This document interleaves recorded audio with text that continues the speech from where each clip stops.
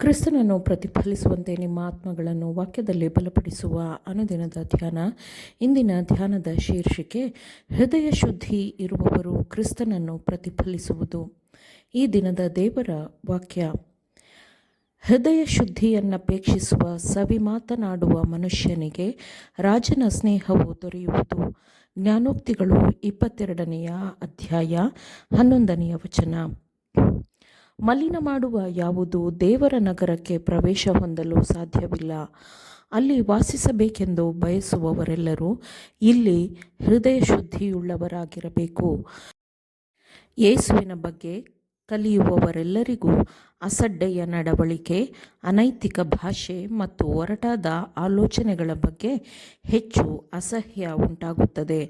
ಕ್ರಿಸ್ತನು ಹೃದಯದಲ್ಲಿ ನೆಲೆಸಿದಾಗ ಚಿಂತನೆ ಮತ್ತು ನಡವಳಿಕೆಯ ಶುದ್ಧತೆ ಮತ್ತು ಚಿಂತನೆಯ ಪರಿಷ್ಕರಣೆ ಉಂಟಾಗುತ್ತದೆ.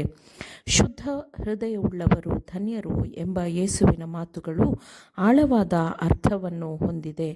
ಪರಿಶುದ್ಧತೆ ಎಂದರೆ ಲೋಕವು ಅರ್ಥ ಮಾಡಿಕೊಂಡಿರುವಂತೆ ಅಲ್ಲ, ಇಂದ್ರಿಯ ಭೋಗಗಳಿಂದ ಮುಕ್ತರಾಗಿರುವುದು, ಸ್ವಾರ್ಥ ಭೋಗಗಳಿಂದ ಶುದ್ಧರಾಗಿರುವುದು ಮಾತ್ರವಲ್ಲದೆ ಆತ್ಮದ ಗುಪ್ತ ಉದ್ದೇಶಗಳು ಮತ್ತು ಚಿಂತನೆಗಳಲ್ಲಿ ಸತ್ಯವಾಗಿರುವುದು, ಅಹಂಕಾರ ಸ್ವಾರ್ಥದಿಂದ ಮುಕ್ತರಾಗಿ ನಮ್ರರಾಗಿ ನಿಸ್ವಾರ್ಥ ಬುದ್ಧಿಯುಳ್ಳವರಾಗಿ ಇರುವುದು ಮತ್ತು ಮಕ್ಕಳ ಹಾಗೆ ಇರುವುದು ಆಗಿದೆ.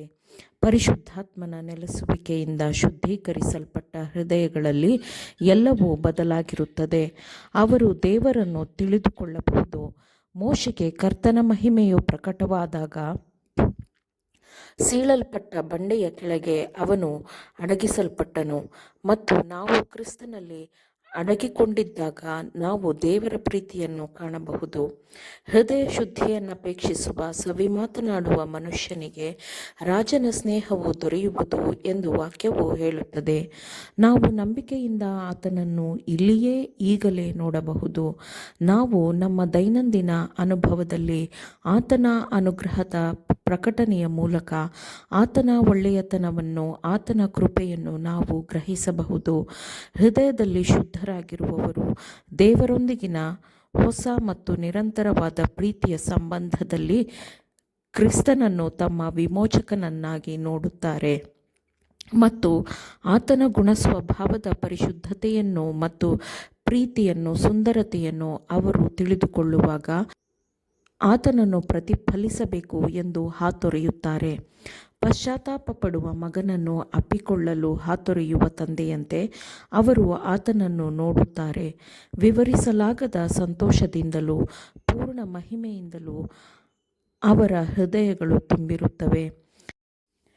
ಸೃಷ್ಟಿಕರ್ತನ ಬಲಿಷ್ಠ ಕೈಕೆಲಸಗಳು ಮತ್ತು ಭೂಮಂಡಲದಲ್ಲಿ ಇರುವ ಎಲ್ಲ ಸೌಂದರ್ಯವಾದ ವಿಷಯಗಳಲ್ಲಿ ಹೃದಯ ಶುದ್ಧಿಯುಳ್ಳವರು ಸೃಷ್ಟಿಕರ್ತನನ್ನು ಗ್ರಹಿಸುತ್ತಾರೆ. ದೇವರ ಲಿಖಿತವಾದ ವಾಕ್ಯಗಳ ಸಾಲುಗಳಲ್ಲಿ ಅವರು ಆತನ ಕರುಣೆ, ಆತನ ಸೌಂದರ್ಯ ಮತ್ತು ಆತನ ಕೃಪೆಯ ಪ್ರಕಟಣೆಯನ್ನು ಸ್ಪಷ್ಟವಾಗಿ ಕಾಣುತ್ತಾರೆ. ಲೋಕಜ್ಞಾನಿಗಳಿಗೆ ಗ್ರಹಿಸಲಾಗದ ಸತ್ಯದ ಸೌಂದರ್ಯ ಮತ್ತು ಮೌಲ್ಯ ಇವುಗಳು ದೇವರ ಚಿತ್ತವನ್ನು ತಿಳಿದುಕೊಂಡು ಅದನ್ನು ಪಾಲಿಸಬೇಕೆಂದು ಬಯಸುವ ಮಕ್ಕಳಂತಹ ಸ್ವಭಾವದ ನಂಬಿಗಸ್ತರಿಗೆ ನಿರಂತರವಾಗಿ ತೆರೆದುಕೊಳ್ಳುತ್ತವೆ. ನಾವು ದೈವಿಕ ಸ್ವಭಾವದ ಪಾಲುಗಾರರಾಗುವ ಮೂಲಕ ಸತ್ಯವನ್ನು ಗ್ರಹಿಸುತ್ತೇವೆ. ಹೃದಯ ಶುದ್ಧಿಯುಳ್ಳವರನ್ನು ದೇವರು ಈ ಲೋಕದಲ್ಲಿ ಬೇರೆ ಬೇರೆಯಾಗಿ ಇರಿಸಿದ್ದ ಸಮಯಗಳಲ್ಲಿಯೂ ಅವರು ದೇವರ ಪ್ರಸನ್ನತೆಯಲ್ಲಿ ಇರುವಂತೆ ಜೀವಿಸುತ್ತಾರೆ ಮತ್ತು ಅವರು ಭವಿಷ್ಯದಲ್ಲಿಯೂ ನಾಶವಾಗದ ಸ್ಥಿತಿಯಲ್ಲಿಯೂ ದೇವರನ್ನು ಮುಖಾಮುಖಿಯಾಗಿ ಆದಾಮನು ಏದೇನಿನಲ್ಲಿ ದೇವರೊಂದಿಗೆ ನಡೆಯುವಾಗ, ಮಾತನಾಡುವಾಗ ಹೇಗೆ ದೇವರನ್ನು ನೋಡುತ್ತಿದ್ದನೋ ಹಾಗೆ ಅವರು ದೇವರನ್ನು ನೋಡುತ್ತಾರೆ. ಈಗ ಕಂಚಿನ ದರ್ಪಣದಲ್ಲಿ ಕಾಣಿಸುವಂತೆ ದೇವರ ಮುಖವು ಮೊಬ್ಬಾಗಿ ಕಾಣಿಸುತ್ತದೆ, ಆಗ ಮುಖಾಮುಖಿಯಾಗಿ ನಾವು ನೋಡುವೆವು ಎಂದು ಅವರು ಹೇಳುತ್ತಾರೆ. ಆಮೇನ್. ದೇವರ ವಾಕ್ಯಗಳನ್ನು ಶ್ರದ್ಧೆಯಿಂದ ಆಲಿಸುವವರು ಮಾತ್ರವೇ ಆಗಿರದೆ ಪಾಲಿಸುವವರೂ ಆಗಬೇಕೆಂದು ನಿಮ್ಮನ್ನು ಉತ್ತೇಜಿಸುತ್ತೇನೆ. ಪರಿಶುದ್ಧಾತ್ಮನ ಸಹಾಯದಿಂದ ಆಲಿಸಿದ ನಿಮ್ಮೆಲ್ಲರಿಗೂ ಧನ್ಯವಾದಗಳು. ಮತ್ತೆ ದೈನಂದಿನ ಧ್ಯಾನಕ್ಕಾಗಿ ನಾಳೆ ಸಂಧಿಸೋಣ. ಆಮೇನ್.